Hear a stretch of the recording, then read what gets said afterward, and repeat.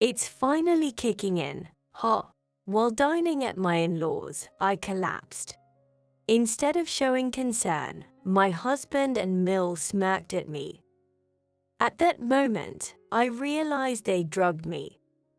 But by the time I caught on, it was too late. I lost consciousness. Also, I fought.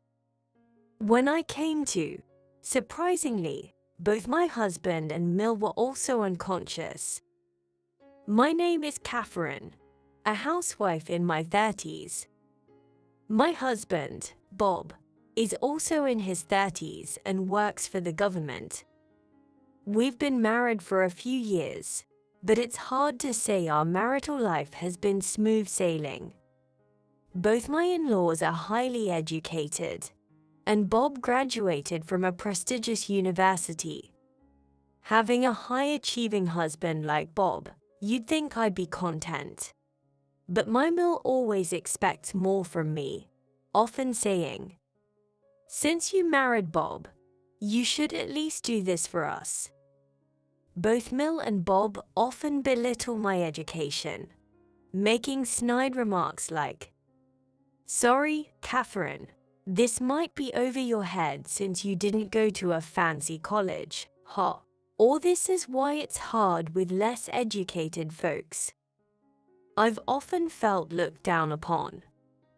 I never really wanted to visit the in-laws, but our current house was bought with their financial support, so we can't cut ties. People might suggest I should leave him, but outside his family home, my husband is incredibly reserved.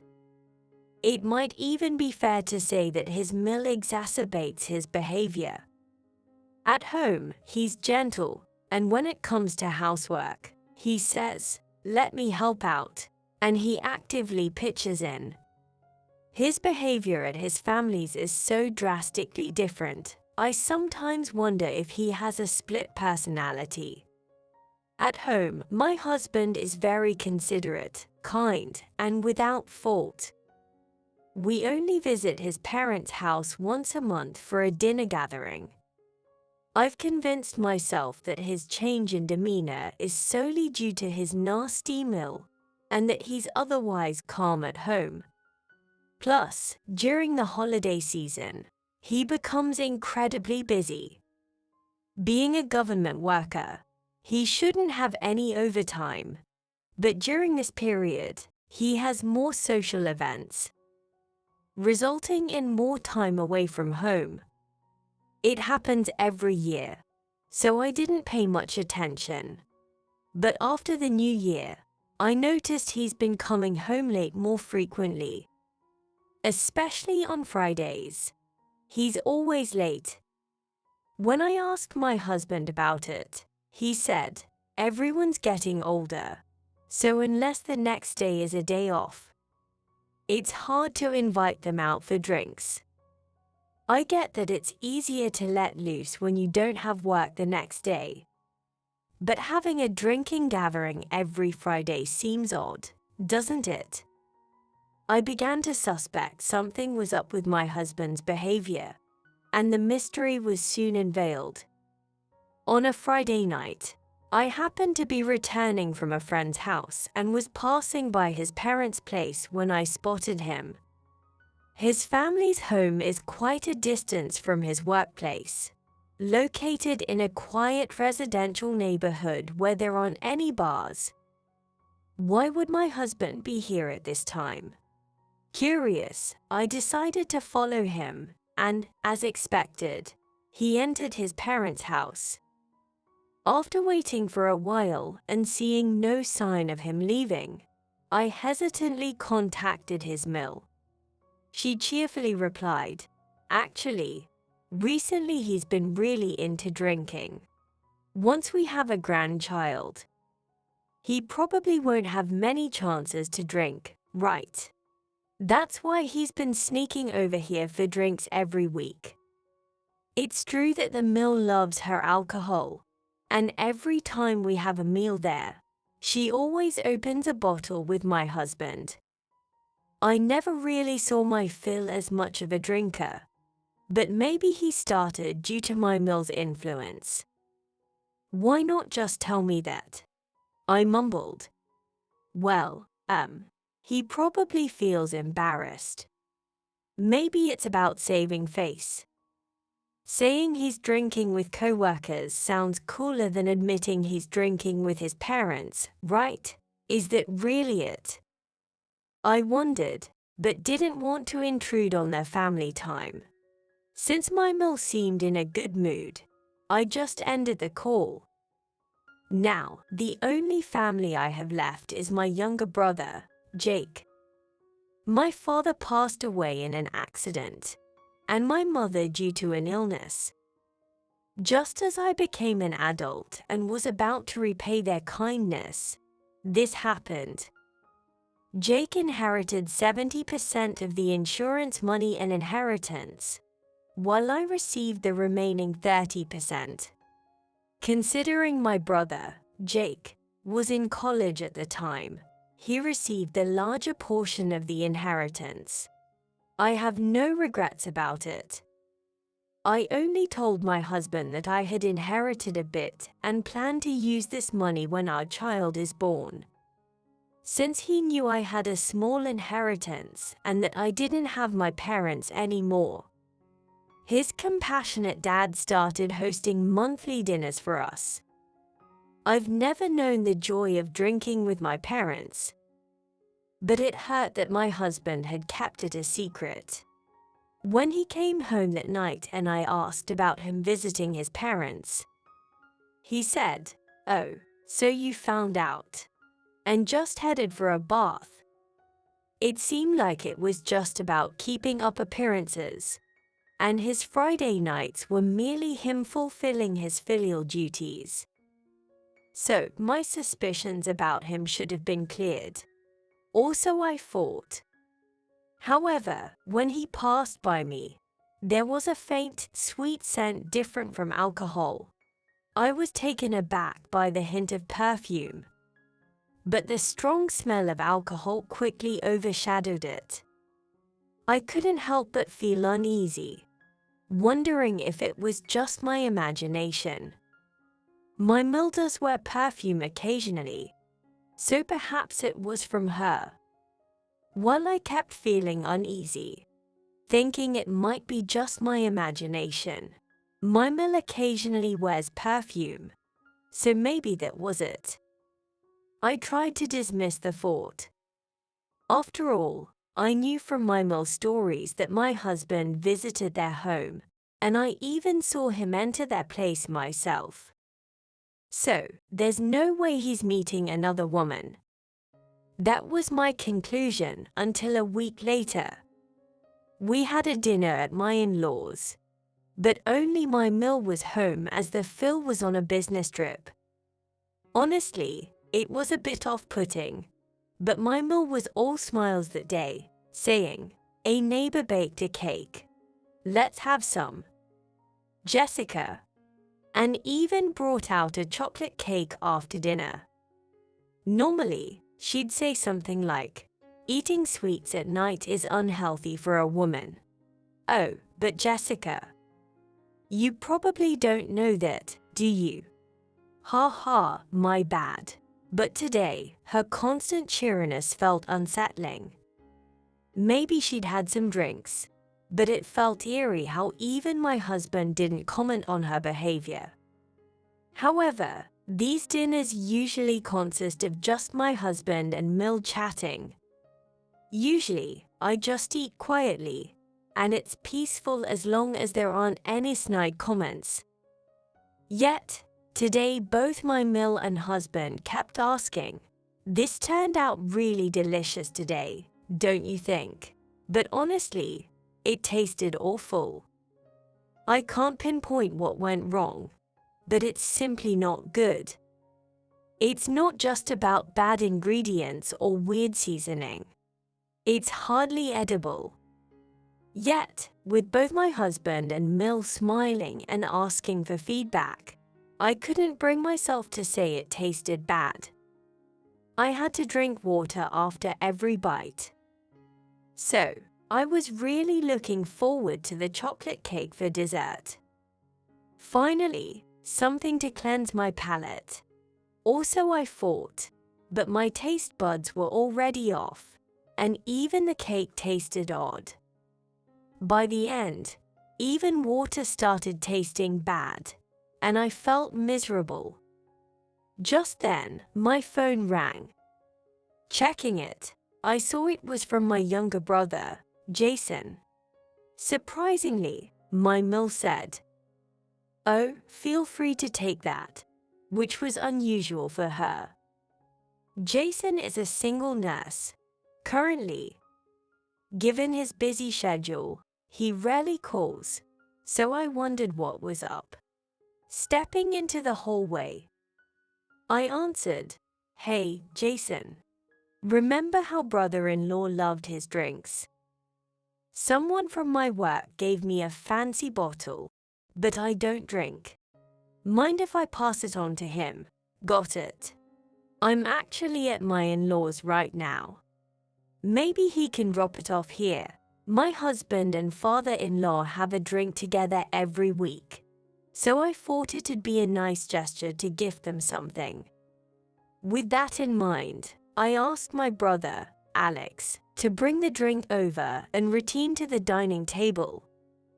I anticipated their surprise as I tried to re-engage in the meal, but found it hard. Instead, I slowly sipped my drink, just nodding along to the conversation. A few hours went by. Usually, our dinners wrap up by now, but today, both my husband and Mill seemed deeply engrossed in their conversation. Drinks flowing more than usual. Perhaps it was my exhaustion, but I slowly began to feel lightheaded. Feeling overwhelmingly sluggish and sensing that something wasn't right, I tried to stand up, but my legs wobbled and I collapsed. To my astonishment, instead of being concerned, both my husband and Mill looked down at me, laughing, almost as if they were delighted. Finally kicked in, seeing those two mockingly smile, I realized at that moment something had been done to me by them. But I couldn't maintain consciousness and passed out. How much time had passed? "Sis. Wake up, sis." I was shaken awake, and upon opening my eyes, my brother was there. And it was already day outside. Why is my brother here? I couldn't think further. My head was heavy, it was painful, and I was just sleepy. My brother said, "I've called an ambulance. It's going to be okay." He tried to reassure me, but I didn't understand the situation. Suddenly, I glanced behind my brother. My husband and Mill were collapsed on the floor. They seemed to be knocked out drunk, but all I could comprehend was that both were unconscious. My brother kept insisting everything was fine, and I lost consciousness again. The next thing I knew, I was in a hospital. I was on N4, clueless about what had happened, and felt a wave of anxiety. Then my brother came in and explained the situation to me. That night, after I had collapsed at my in-laws' house, my brother had arrived there. He came to deliver the alcohol, but he had something crucial to tell me. So he asked my Mill to let me out, but she said, "Oh, Karen already left." She didn't let him in, insisting I had gone. However, finding my husband's car and my shoes still there, he grew suspicious. Pretended to leave, but peeked through the window and saw me collapsed inside. In panic, he tried to call an ambulance, but my husband noticed him through the window and intervened. Stop. Karen just fell asleep after drinking. Can't believe she'd sleep in such a place. Ha ha ha." My husband said he was about to move me to the bed, but due to my mill hiding my condition, my brother was suspicious. He managed to get inside the in-laws' house and put me to bed. But I wouldn't wake up easily, and when I did, I was still out of it. Seeing no signs of alcohol consumption and my unnatural sleep, my brother, a nurse, found it abnormal. He thought I might have been drugged during dinner. But carrying me out of there seemed difficult, and those two didn't give him a chance to call an ambulance. My husband said, "I'll watch over Karen. You should go home. You must be tired, aren't you, Chris?" Considering it dangerous to leave me alone, my brother invited them for a drink with the quality alcohol he brought. They were hesitant but bit the bait, seeing the high-quality alcohol. At that moment, he managed to bottle the water from my glass. It seems there was something in the water. They fell asleep immediately. I only put a little in, thinking it'd be bad to put it all. Once they were incapacitated, my brother called an ambulance. He preserved the half-eaten cake in a bag for evidence. Since then, I've been in the hospital. Subsequent tests revealed high levels of a sleeping pill in my system. Of course, I hadn't taken any such drug. Given the strange taste of the food, it wasn't surprising I might have been drugged. Their malicious actions were evident, and my husband and his associates' intentions were clear. I immediately reported to the police, and when they tested the cake my brother had saved, traces of a sleeping drug were found. Administering drugs to someone without their knowledge is an act of assault. I filed a report, and both my husband and my mill were arrested. The pair, still hungover from the heavy drinking the day before, failed to properly hide the evidence. Sure enough, all the food I'd eaten was found to contain the sleeping drug. They were taken into custody in a dazed state. Further investigations revealed they had intended to harm me. Shockingly, my husband had been having an affair, bringing another woman to his parents' home. This had been going on for the past 6 months, since every Friday his father would go camping with friends, leaving the house empty. That's why my husband felt free to have an affair so openly at his parents' house. The woman was a junior from his college years. She was smart, well-educated, and most importantly, a favorite of my mill.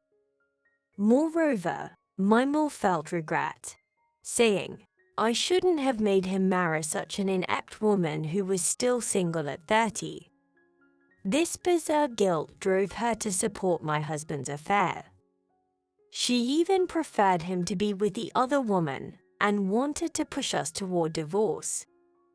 But she also feared the stigma of a divorce in society. It seems the two conspired to drug me with a massive dose of sleeping pills, planning to make it look like I took my own life. That way, I'd be out of the picture. My husband could marry his mistress, and he'd get his hands on an inheritance as well."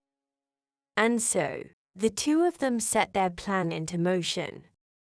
The sleeping pills were discovered to be the ones my husband had prescribed from a psychiatrist, claiming his demanding job kept him awake. Further, when my brother searched the house, he found a suicide note I supposedly wrote but had no memory of, bringing out evidence of their deception. This led to their rearrest for attempted murder. Of course, I planned to divorce, and when I consulted a lawyer, my mill was busy dealing with her own impending divorce from her husband, so no one was there to support mine. Yet, in a final act of defiance, my husband refused to pay any alimony. Desperate to sever ties with him, I grappled with whether I should even fight for the alimony. All I wanted was to never see him again. Concerned for me, my father-in-law offered to cover the alimony expenses himself. My father-in-law stated, "I have my own negligence for not realizing sooner. I'll cover this as a way to make amends, but I'll ensure my son repays it." Grateful for his offer, I accepted it. I also demanded alimony from the mistress and successfully got it. I thought there would be disputes, but she was apparently engaged and didn't want to escalate the situation. However, her affair was eventually exposed, leading to their breakup. Well, she got what she deserved. Finally able to settle things, I divorced my husband and moved into an apartment. A month later, my brother mentioned he had someone he wanted to introduce me to. I wondered if this could be it. When I arrived at the designated coffee shop, my brother introduced his fiancée to me. "You've been through a lot, haven't you?" Honestly, the timing was bad, and I struggled with when to bring it up. "Which is why I delayed the introduction," my brother, Bob, said, trying to be considerate. It seemed he had intended to talk once my relationship with my husband was finally over. Since half a year had already passed from that incident, I felt almost guilty for making him wait that long. The woman looked kind-hearted and pleasant. There was no reason for me to object. It turns out she's a co-worker of Bob's and also a nurse. Bob had been a great help through everything, and I genuinely wanted him to find happiness. Seeing the young couple so in love warmed my heart.